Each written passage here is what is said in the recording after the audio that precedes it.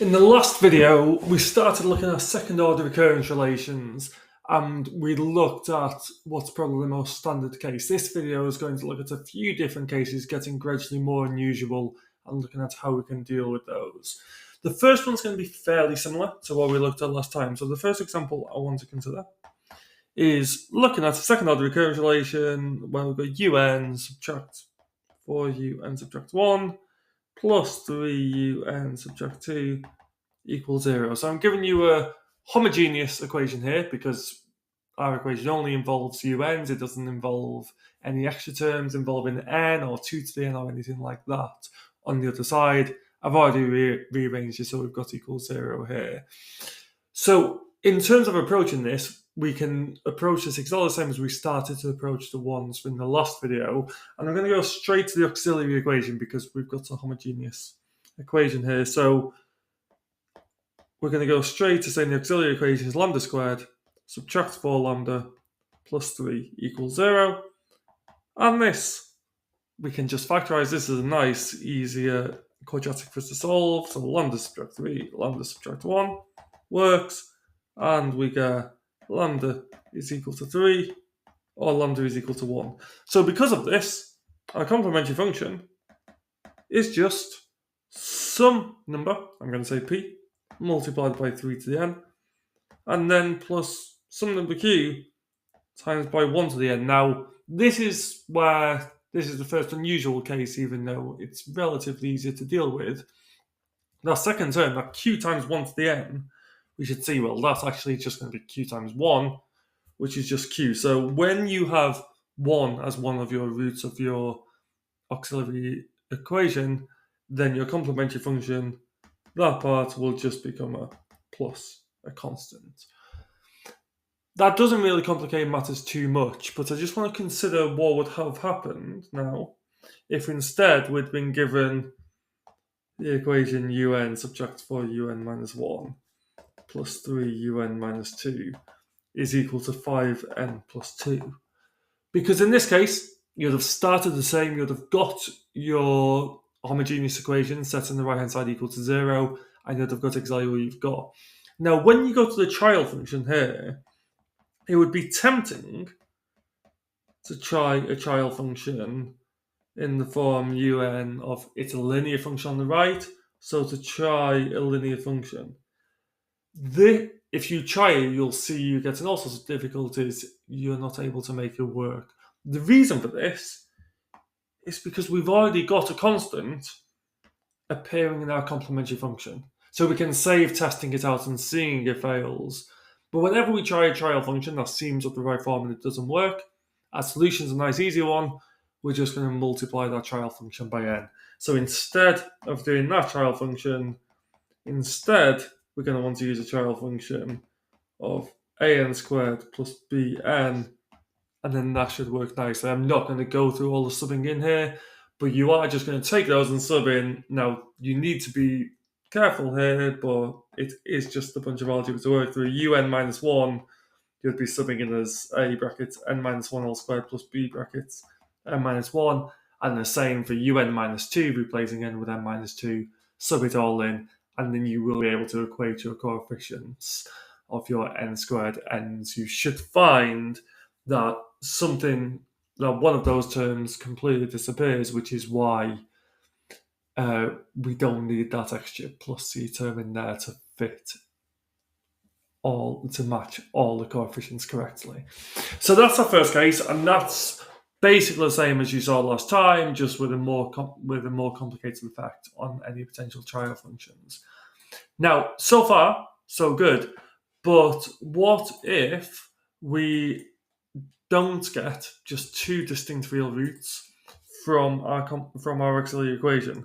So the second example I want to look at here is a case where we've got un subtract 6 un minus 1 plus 9 un minus 2 equals 0. You might already see where this is going. If we go to our auxiliary equation and then factorize, well, we only get lambda minus 3 all squared equals 0. We get a repeated root here because we're just getting lambda equals 3. You could say lambda equals 3 or lambda equals 3, but it's really just the same thing. So how to deal with this? It might be tempting to say from here that our complementary function is just equal to p times 3 to the n plus q times 3 to the n. If that, it definitely is tempting, it's matching what we've done before. But in this case, a constant times 3 to the n and another constant times 3 to the n is just the same as a single constant times 3 to the n. So it's the same as not having that second term at all. And now we run into difficulties, because if I give you u0 equals some value and u1 equals some value, you've only got one constant to pick, and you're not necessarily going to be able to match both the conditions I give you. So this isn't general enough in order to fit initial conditions. So we need some generality introduced somewhere, but how do we get that?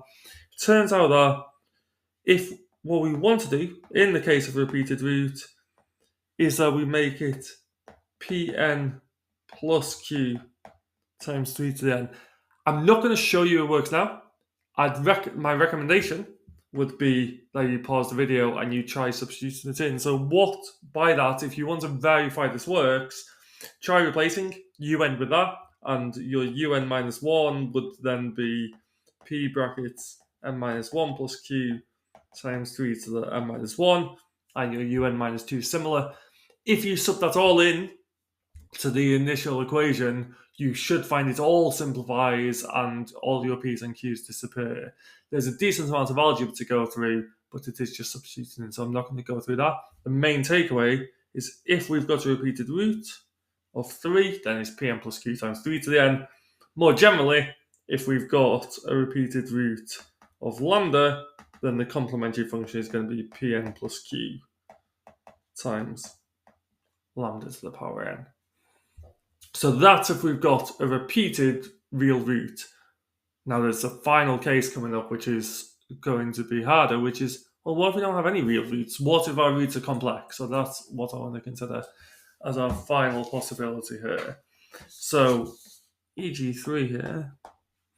What if we've got un plus 2 minus 2 un plus 1 plus 2 un equals 0? And I'm going to tell you some initial conditions here, just so that we bear in mind we want to meet those. Two things to know. Firstly, yes, I've written it as un plus 2 minus 2 un plus 1 here, and un's rather than having un minus 1, un minus 2. That ultimately doesn't change the relation at all. You're going to see both from time to time. It doesn't change the question in any significant way here. The second thing I want to know straight up is our first two numbers are both real numbers, our u0s and our u1s, which will mean that every other term is also a real number. That might seem obvious, but given where we're about to go with complex numbers, it's worth bearing in mind. So if we go to our auxiliary equation, same as before, we're going to get lambda squared subtract 2 lambda plus 2 equals 0. And if you solve this, I'm going to trust you can solve quadratic equations. You're going to get lambda equals 1 plus or minus I here. Now, at this stage, there's two options you've got, two possibilities you've got to work with. The first one mimics what we did in the real roots case, but it turns out to be a little bit nastier. I want to look at that first, and then we'll build towards our other option. So, option number one is to just say straight up, well, if it was real roots, we'd have some number times our first root to the n, plus some number times our second root to the n. So that is exactly what our first option is, to say our complementary function. I'm just going to avoid p and q here for a reason that'll become clear in a minute. But it's to say our complementary function is some number r times 1 plus I to the n, and then some number s times 1 subtract I to the n. This is completely valid, but there's two reasons why that is a little bit frustrating. Reason number one is we said earlier on, we know all our terms are going to be real. So giving our solution as something times 1 plus I to the n plus something times 1 minus I to the n seems a little bit ridiculous. and definitely inelegant. Second reason is getting those R's and S's by using our initial conditions there. If you do that, you're going to end up with two equations to solve, which are a little bit of a pain, and also your R's and S's are going to end up being complex themselves. Again, frustrating given that we know all our terms are going to be real. So it is a valid solution, but it's not a particularly satisfying one or a nice one to work with. So what can we do in this case? Well, we need to use some complex number knowledge here. So we're going to take a slight detour and say, well, how else can we write 1 plus I to the power n? Well, firstly, 1 plus I, if you think about an argon diagram, is somewhere up here. You know two things. It has modulus root 2, and it has argument pi over 4. So 1 plus I can be written as root 2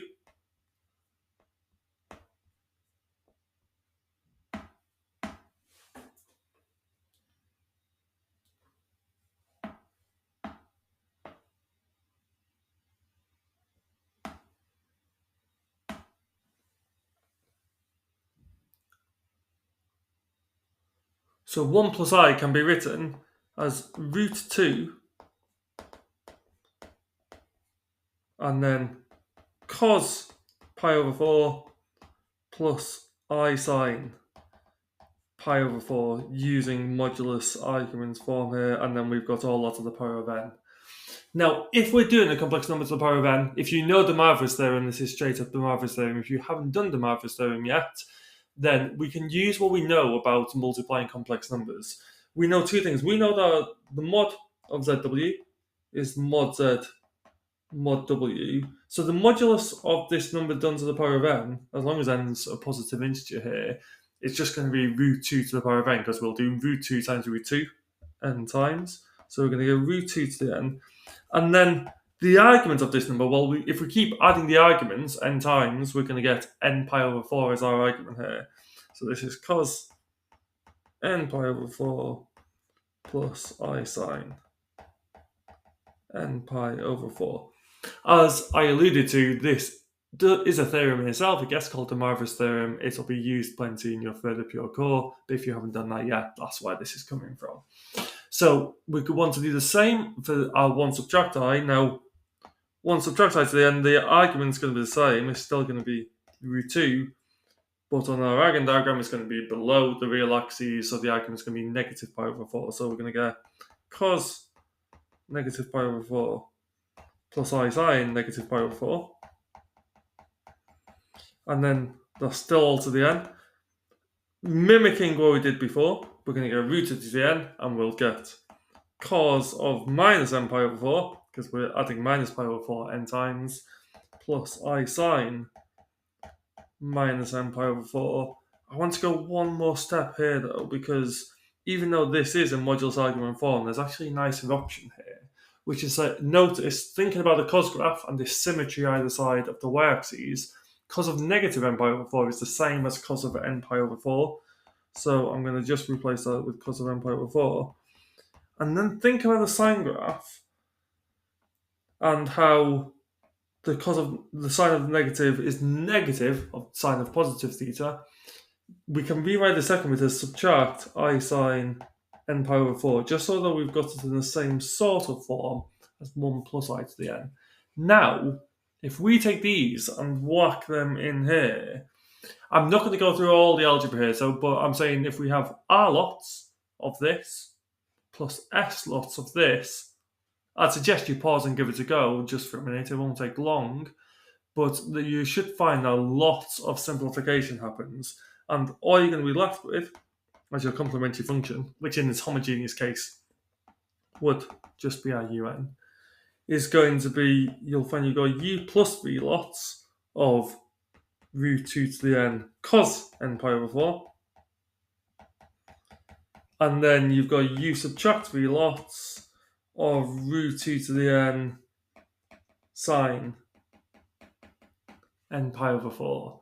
Now, these two things are just constants, so I'm going to choose different letters to represent these. This is why I'm going to introduce my PNQ and go back to what we had before. And this is option number 2, which is just that we've got p lots of root 2 to the n cos n pi over 4 plus q lots of root 2 to the n sine n pi over 4.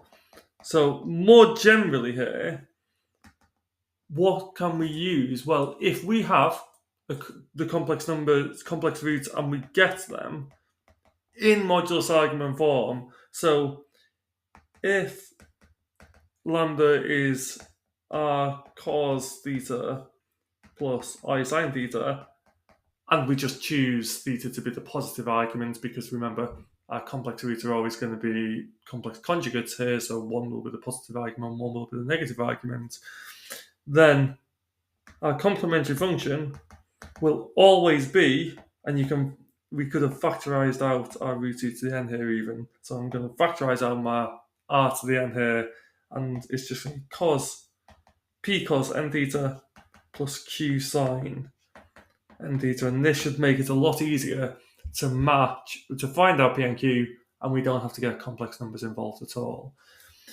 I am going to do a summary video as a next video just to conclude this topic, but as a quick conclusion of what we've seen recently, I just want to talk through this table. So if we have two real distinct roots, lambda 1 and lambda 2, then your complementary function is just p times lambda 1 to the n plus q times lambda 2 to the n.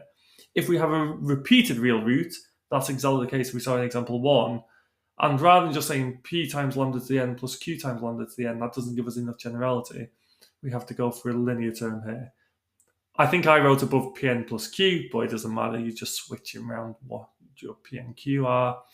And finally, the complex roots case, you can use this top one and just have lambda 1 and lambda 2 as complex. It is true and correct, but this will make your life a lot easier in terms of solving these and working with them with initial conditions. Thank you very much.